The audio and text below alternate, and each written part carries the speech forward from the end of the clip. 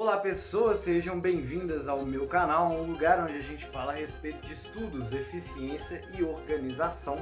E hoje a gente vai conversar sobre um tema muito importante, que é quantas pausas eu devo fazer, e quando devo fazer enquanto eu estou estudando.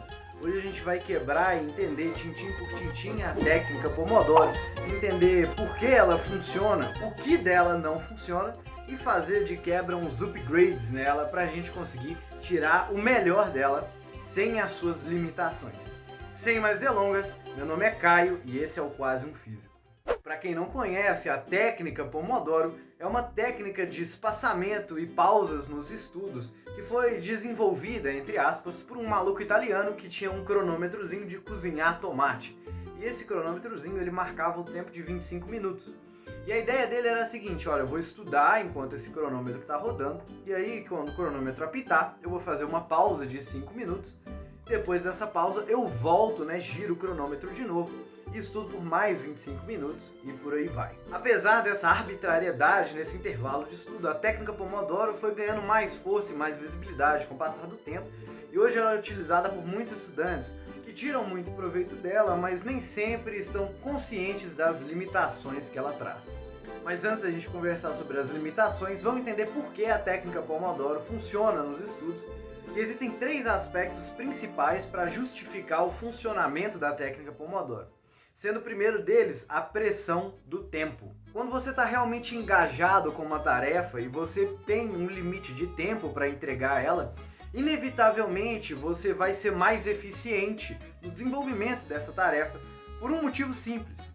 Quanto mais engajado você está e consciente desse limite de tempo, menor a sua distratibilidade. Em outras palavras, é mais difícil tirar seu foco da tarefa e você se distrair. Nesse sentido, a pressão de tempo que a técnica Pomodoro traz é muito efetiva para os estudos, ajuda bastante você a não perder o foco durante aquele chunk ali. Principalmente se você tirar as distrações do ambiente físico onde você está estudando, que é uma coisa que eu já falei a respeito lá no meu Instagram. Então se você ainda não me segue, tá aqui o link na descrição para me seguir. Aproveita e se inscreve aqui no canal, já deixa o seu curtir se esse conteúdo tá te agradando e deixa um comentário falando se você já usou a técnica Pomodoro e qual foi a sua experiência com ela. O segundo ponto que justifica bastante a efetividade da técnica Pomodoro é o resíduo atencional que nós temos ao finalizar uma tarefa e dar início a outra tarefa. Se você pesquisar por Attention Residue no Google Scholar, você vai conseguir encontrar alguns artigos científicos. Eu vou deixar 3 que eu li citados aqui na descrição, caso você queira entender um pouco mais sobre esse assunto. Mas basicamente, quando você para de fazer uma tarefa, se você começa outra tarefa imediatamente, você ainda não terminou de processar as informações no seu cérebro relacionadas à tarefa anterior. E a tarefa posterior que você vai começar acaba tendo seu início prejudicado, porque você ainda tinha um resíduo atencional da tarefa anterior. Uma analogia interessante para a gente entender esse esquema do resíduo atencional é imaginar um quadro na sala de aula. Quando o professor termina de escrever no quadro inteiro, antes que ele recomece a escrever e dê continuidade na matéria, ele tem que apagar um pedaço considerável do quadro e deixar a parte do quadro bem limpa para que ele comece a escrever ali. Porque se ele não apagar tudo, vai ficar algumas sobras do conteúdo que estava antes e a sua atenção, seu foco ali na aula vai ser prejudicado. Por quê? Porque o professor vai escrever no quadro, mas vão ter coisas misturadas do conteúdo anterior e você pode acabar se confundindo com aquelas anotações misturadas. Nesse sentido, fazer o estudo de forma pausada traz muitas vantagens, porque você vai se livrar do resíduo atencional fazendo aquela pausa curta e conseguir fazer com que o início da próxima tarefa seja limpo, sem influência das tarefas anteriores ou dos assuntos anteriores que você estava estudando. E o terceiro ponto positivo que a técnica Pomodoro traz é o final de cada bloco de tempo amarradinho, Aquela tarefa que você escolheu para o bloco de tempo fica amarradinha dentro daquele bloquinho ali, desde que você consiga concluir ela dentro daquele espaço de tempo. E para isso, para você tirar essa grande vantagem da técnica Pomodoro, e usar isso a seu favor, você precisa, a cada bloco de tempo, estabelecer os pequenos objetivos que você vai querer cumprir naquele bloquinho de tempo. Dessa forma você fica com uma sensação de progresso muito maior, de controle do que você está estudando, do que você está desenvolvendo muito maior também. Dentro desse contexto, talvez você tenha percebido uma ou outra limitação da técnica Pomodoro, E a maioria delas está relacionada ao tempo de estudo, o tempo de trabalho ser totalmente arbitrário. É 25 minutos, é o tempo de você cozinhar um tomate para poder despelar ele e fazer molho de tomate. Isso não tem muito, né, a ver com estudo, em princípio. 25 minutos pode não ser tempo suficiente para você entrar num estágio de foco profundo. Se você está no início do dia, muitas vezes você pode demorar um pouco mais a conseguir focar totalmente no que você está fazendo, mas você também consegue permanecer focado por um intervalo de tempo muito maior que 25 minutos. E daí vem os upgrades que a gente pode fazer na técnica Pomodoro. Isso mesmo, a gente vai evoluir a técnica Pomodoro para algo muito mais efetivo e eficiente para nós usarmos no dia a dia.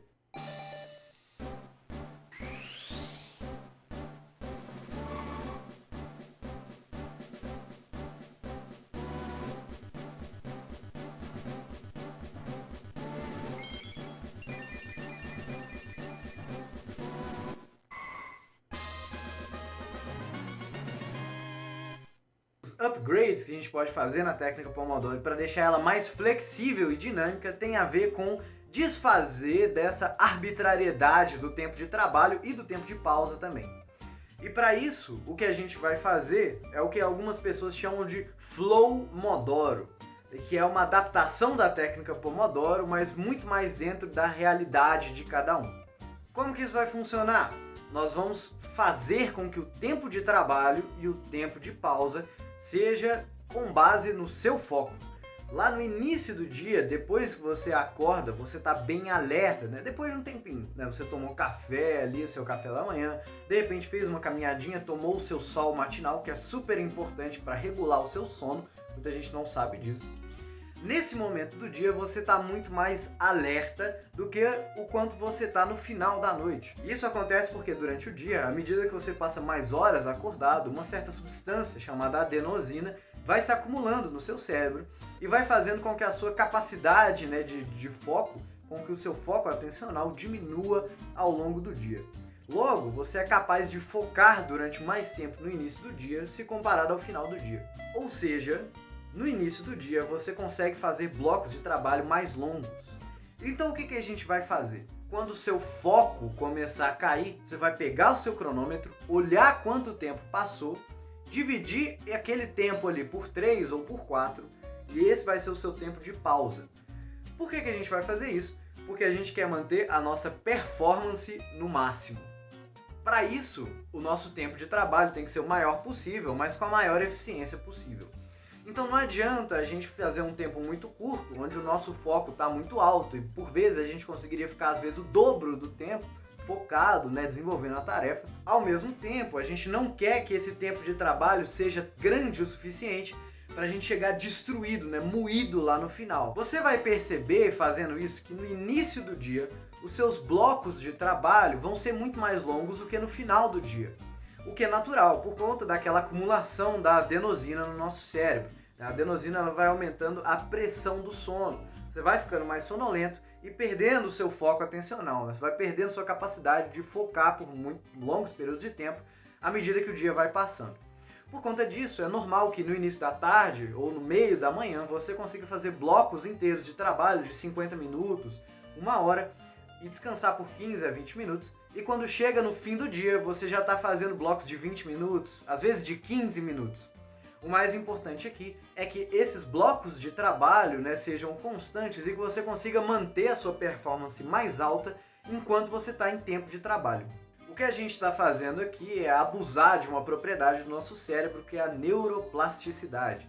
Se a gente treina o nosso cérebro para funcionar em alto desempenho, quanto mais a gente treinar em alto desempenho, mais adaptado, né, melhor o cérebro vai ficar em funcionar nesse alto desempenho. E o contrário também é verdadeiro. Se você treina para ser preguiçoso, né, quanto mais o tempo passa, melhor você vai ficar em ser preguiçoso, por causa dessa propriedade do cérebro chamada neuroplasticidade. E para finalizar, é muito importante a gente conversar sobre o que fazer nas pausas. Porque se na pausa você pegar seu celular para começar a ver o WhatsApp e rede social, meu filho, você matou seu tempo de estudo. Um dos pontos positivos da técnica Pomodoro é justamente você se desfazer, né, se livrar do resíduo atencional. e você engajar em responder mensagem ou em ver rede social, também vai deixar um resíduo atencional no início do seu próximo bloco de trabalho e você vai perder desempenho, vai perder eficácia, né? Vai perder foco no início do seu próximo bloco de trabalho. Vai demorar muito mais a começar, né, a engatar ali o estudo do próximo bloco. Por isso é melhor que você escolha uma técnica de relaxamento ativo, como por exemplo meditação, organizar seu quarto, alongar, fazer uma caminhada. Eu pessoalmente gosto muito da meditação. Quando eu estou muito cansado no final de um bloco, eu normalmente tiro ali 5 minutos ou 10 minutos para fazer uma meditaçãozinha. E isso vai restabelecer bastante o seu foco atencional para o início do próximo bloco.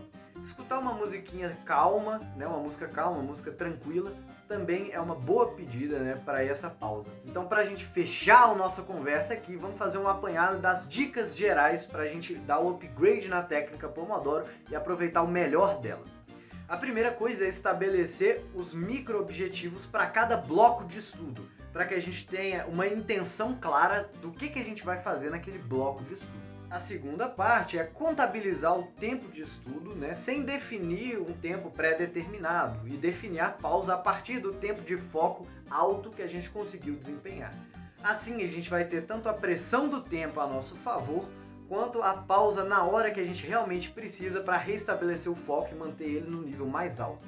O terceiro é calcular o seu tempo de pausa baseado no tempo de trabalho do bloco anterior, que eu acabei de mencionar. E o quarto, escolha uma forma de relaxamento ativo, de descanso ativo nas pausas que você vai fazer. Nada de ficar mexendo em rede social e no celular, porque isso vai deixar resíduo atencional para a sua próxima tarefa e você vai empacar na hora de começar. Fazendo isso, com certeza você consegue tirar o melhor da técnica Pomodoro e fazer os upgrades necessários para que você mantenha o seu foco no talo durante o dia inteiro. Eu espero que você tenha gostado, que esse vídeo tenha sido útil para você.